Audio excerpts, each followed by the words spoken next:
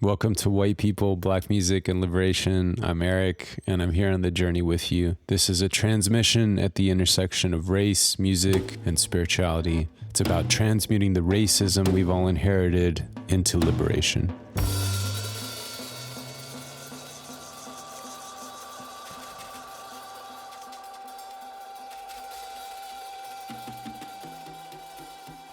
Hey folks, Eric again here. We're going to be chatting again with Aaron Kierbel pretty soon here about the tension between being white passing, and loving black music. And just a little heads up, there is an epic story about racial confusion in about the middle of the episode. So enjoy.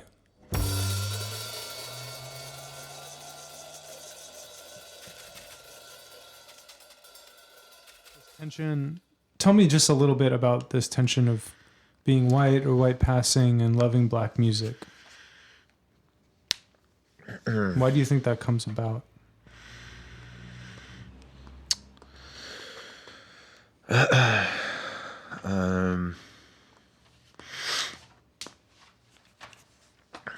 can I ask you a question? Please. Yeah.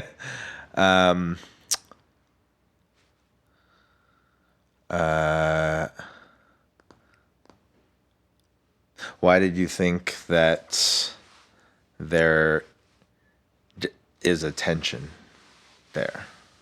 I like that. Well, because there was for me for a long time. Yeah. Yeah. Yeah. Yeah. Yeah. No, that's good. I think that there is a tension. And I mean, there is a tension because of the history in our country.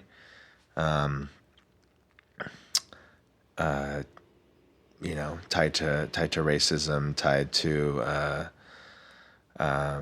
white artists getting credit for playing black music and the black artists not getting the credit for, issues of cultural appropriation, which is something that, I've talked about a lot, learned about it in school, and it's just like a hot button issue, and there's just feelings that come up. Realizing that everything that the basis of the music that I play and listen to and am a student of is all rooted in black music, or music that originates in Africa. Mm-hmm. And that there's like a distance that I have from it. Like, it's not my music, Mm-hmm. And so it's always something that like I can appreciate and I can love and I can learn and play and I could benefit from. I could kind of make my living as a musician, and even as a teacher who teaches drumming, a lot of it African-based drumming, and that like it's there's always a part of me that just wants to make sure that I'm doing it respectfully, or that I'm even teaching it like, I don't know what I'm trying to say, just doing justice to it. Mm-hmm. Knowing that I'm not always able to give the cultural context or the history, or talking about like the issues surrounding the music. And maybe I'm just like, when as a teacher, just like maybe teaching the song or the rhythm, and knowing that there is like all of this weight history, or even like current history around what I'm doing, and that I don't always feel I either can or know how to share with my students. Yeah. And yeah, just being a white person who benefits from white privilege, and knowing that I can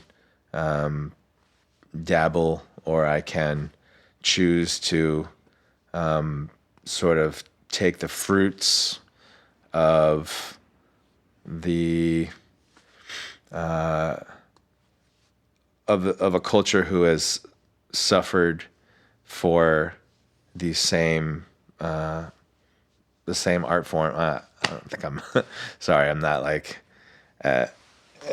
saying it as coherently as I want to say it. Maybe because I haven't really had to articulate it in this way, but maybe it's something that's hard to put words to. Maybe that's why I'm kind of struggling with it. But Yeah. it's like something that I love so much. I know that there's issues around it, and you know, so I do feel a little bit of that tension, and I know that maybe there would be people who would be not overjoyed, that I'm playing or teaching in the way that I'm doing it. Maybe not doing it in the right way, or giving respect. I guess I have a humility about it, You Feel do. free to jump in and make me sound smarter. Well, it's a really tough question, right? Yeah. I was just glad that I didn't have to answer it. God. Yeah, you just cut that up and edit it and make it sound smart. My time will come.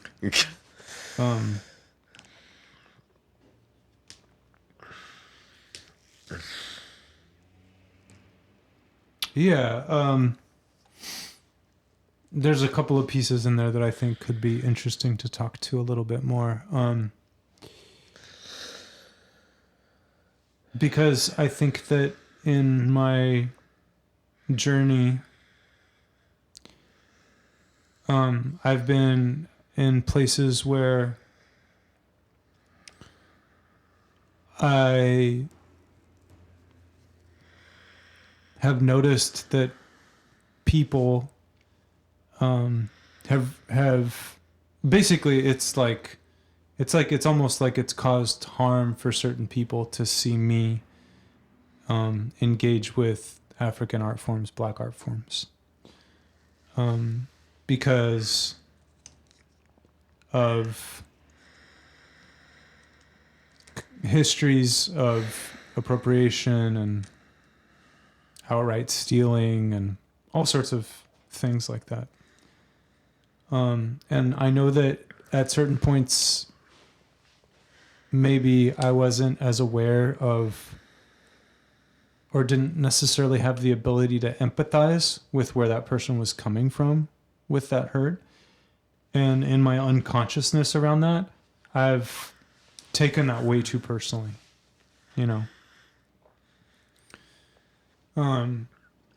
So I'm curious, what is your inner dialogue like if someone does appear to be harmed by seeing you interact with Black music, Black art?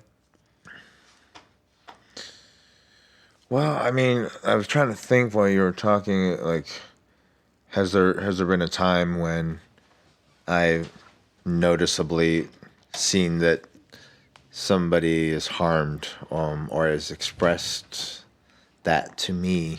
Uh-huh. I can't think of a example right now.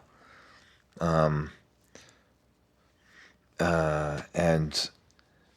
I think it's more like like a perceived, I'll like think of a situation where, like a worst case scenario, like where somebody would approach me and, make fun of me or like say something, and that never happens. But it's more just like, just like the joke about like white people can't dance or we don't have rhythm. I mean, in many cases it's true. And so I there's sort of like I just imagine like a situation where like I'm playing jazz drums or something, and then like a really good black musician is like sitting there watching me, just like, man, this white guy does not have any rhythm or feel, or just like maybe imagining that kind of scenario happening, and just kind of like silently shaking their head, like, man, this is why white people just. But in my lived reality, it's been more the case that if my approach is one of respect and humility, and if I've shown that I've put in the work to do justice to the art form, and I'm coming at it from a place of respect, then often is the case that I'm respected. I'm shown that respect. That's true. Whether it's from African Americans or when I've been in Africa, when I've been in Ghana, and I've been a student learning and practicing, that they have curiosity and respect and amusement, not at my expense, but just that, like, wow, this white American, is coming over here, and he's trying to learn our culture, and he's actually kind of good, So I haven't, and maybe if I was like more successful and prominent and just out there more, maybe I would be open to more scrutiny. But I don't have examples that I could think of where I've harmed people or they've expressed that to me. I mean, I really do enjoy freestyle rapping. And I always feel a bit uncomfortable about that when it's taken out of the confines of like private spaces, and I feel embarrassed to do that, and I think rightfully so, because like I'm not good enough to like actually put myself out there as being good. But I do feel like there's a line there where, once again, like if like there's an acknowledgement that you're like, yes, you're like a middle-aged white guy that's like trying to rap, and like like if people are like actually upset and angry because of that, it's like, man, on one hand it's like, okay, I get it, but like I'm not trying to like affect a certain kind of mannerism. Like I'm doing it in my own style, and I try to acknowledge that, like, I don't know what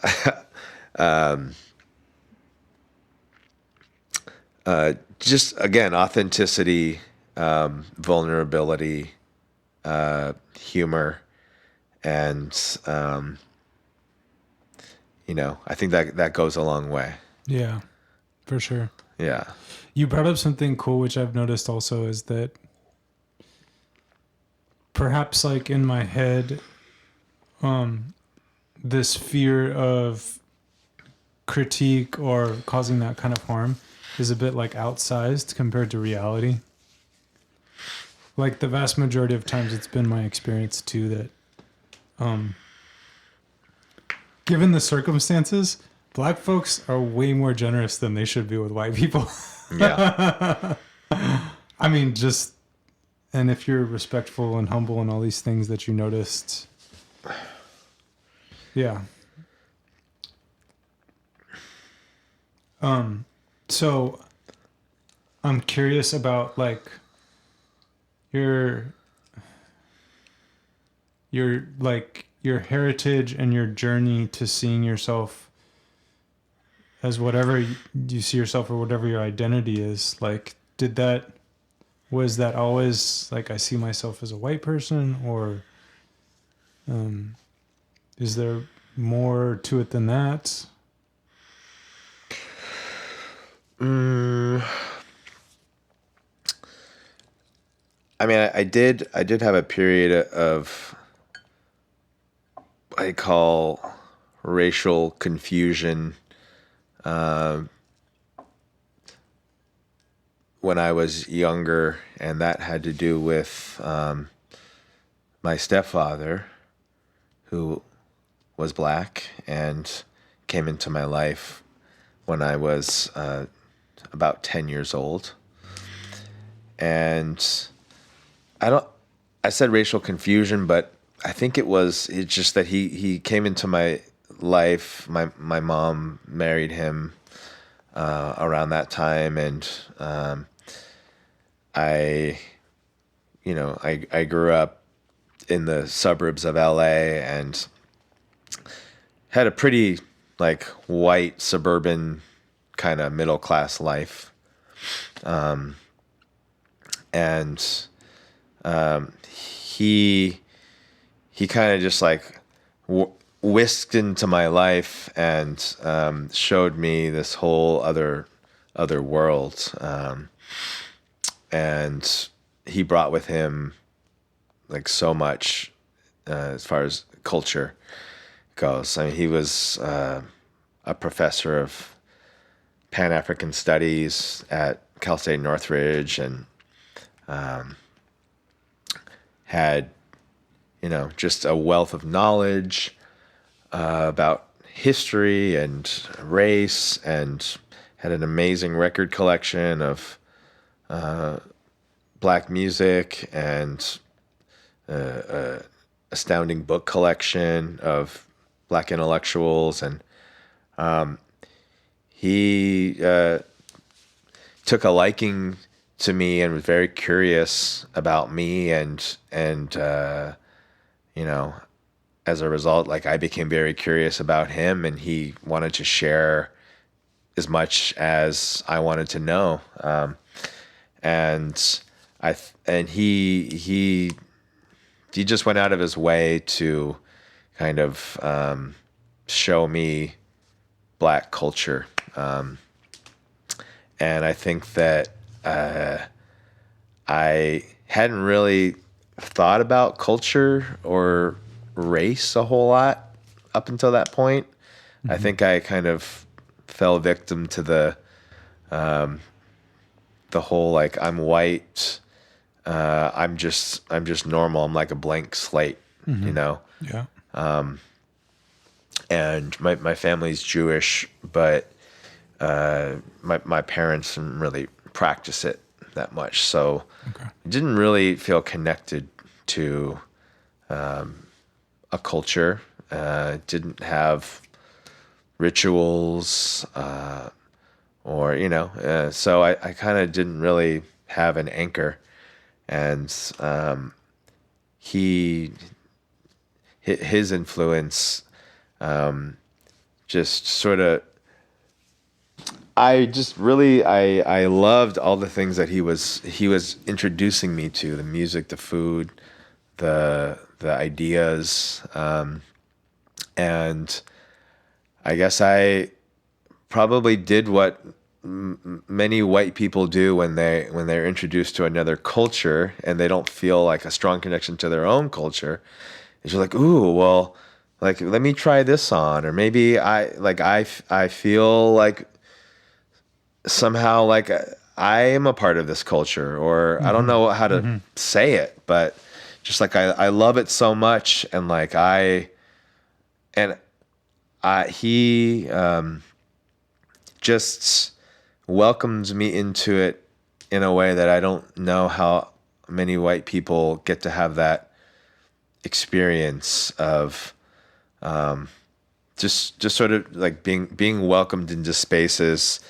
And I guess I was at such a developmentally rich age, malleable age, and I was looking for still putting together my identity.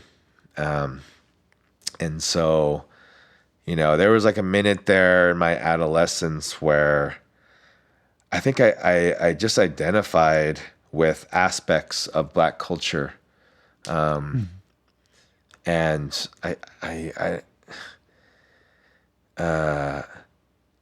so I think that there was like a little period there where, I was like, well, cool. Well, maybe I'm kind of Black because I got Black family, and I like soul food, and I go see jazz, and I'm like reading bits of W.E. Du Bois at home, and I don't know, like I think it's understandable how a kid could sort of feel that way.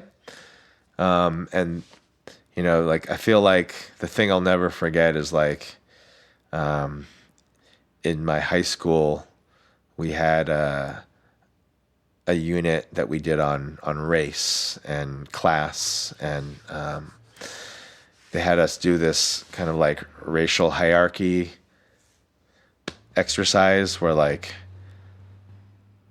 we go in the auditorium and like the white kids are standing on the stairs, and then like the students are standing, on the rung below them, and then the Latinos, are like on the bottom, and then the Black kids sit on the ground, and they're supposed to illustrate the racial hierarchy. Controversial. Very controversial.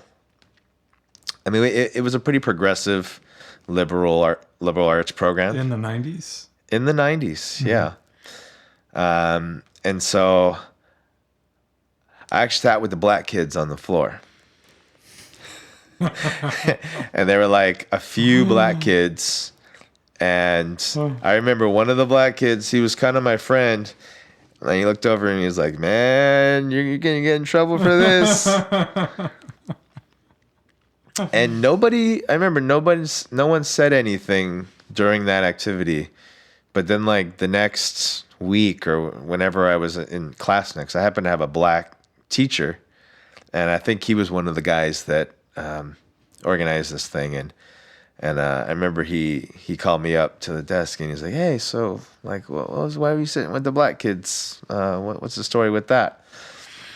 And I don't exactly remember what I said, but it was like something probably pretty cringy, like, "Oh, we're all from Africa originally," and like it wasn't my best. But I think it really, like, I really did feel this like familial connection to my stepfather and all that he had welcomed me into.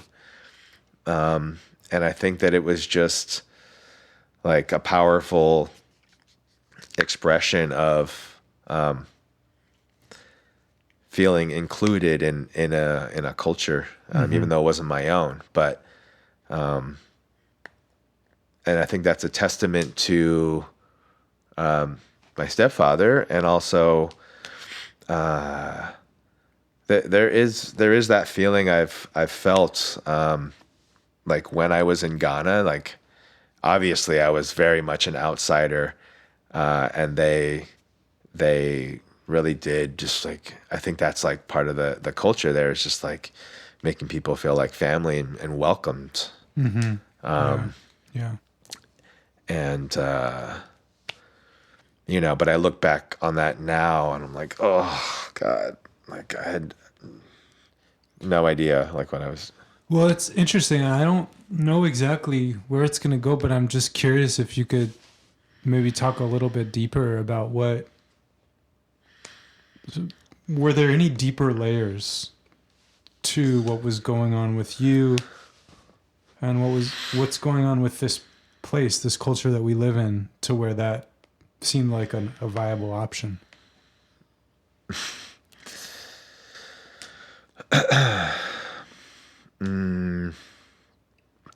Well, I mean, just the fact that that I did feel like I was this kind of cultural blank slate, and that like my culture was just like American culture, like whatever, and like TV dinners and like whatever was like popular culture, but that I didn't feel rooted to a culture of my own.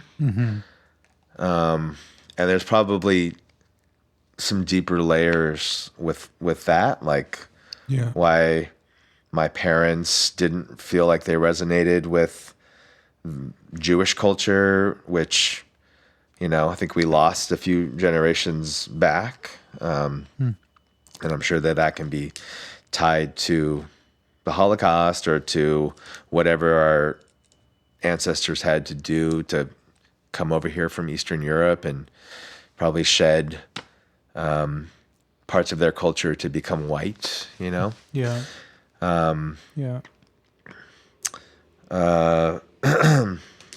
So that's one thing. Assimilation.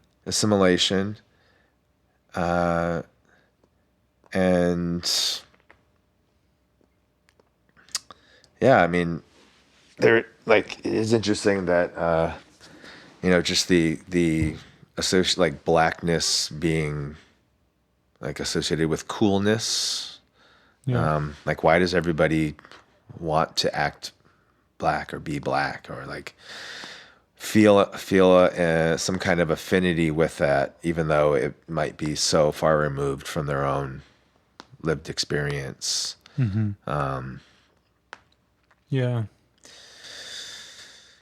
But I remember like the times when he would take me and my mom to these different spaces, these different black spaces, because he like I said, he was a college professor, and he would often take his students to like a black church or like a blues club or these spaces, and like it was like some of my earliest memories of being the only white person in a space and feeling a bit nervous just because it's like, oh wow, I actually really stand out now, and I don't think I had felt that. And then being worried that, oh, everyone's going to be like judging me or whatever, and then feeling very much welcomed, and just having like a revelation about that. I don't know. Okay, so first of all, that story about Aaron sitting with the black kids in the auditorium is just pure gold. I love that to death. I could listen to it over and over again. And while it has a lot of layers that we could talk about, I think it's best left as a parable at this point. Another thing, too, you should know is that Aaron is a phenomenal, amazing drummer. So he's quite humble about it, but he's amazing. And, I also must say that I resonated really strongly with what Aaron was talking about, just in terms of the vast, vast majority of the time feeling so welcomed anytime I am in majority black spaces, whether it's in Africa or here in the United States. And to contrast that with our societal narrative, which paints black and brown folks as the villains without actually acknowledging it. Yeah, we've got some work to do. I also love how Aaron threw my question back at me at the beginning about causing harm. You know, a lot of these questions are admittedly loaded. They're based on my own experiences. And, you know, this podcast is, honestly, it's about me going through my process too. And another thing I wanted to mention is that my answer about it, I think, was a little bit out of alignment. I think a better answer would be that I still do feel that tension. I've just learned to work with it a little bit more consciously. That's really the difference. And that's it. I'm looking forward to the next one. Take care, everyone. Peace and love. This has been White People, Black Music, and Liberation. With the exception of any interviews, all words and music are written, performed, and produced by me, Eric Huffaker. If you'd like to be part of this journey, head to whitepeopleblackmusic.com. There you can join the community or support as a patron. Our first patrons are really going to help shape what this community becomes. So if this message speaks to you, sign up, reach out, and let's build this together.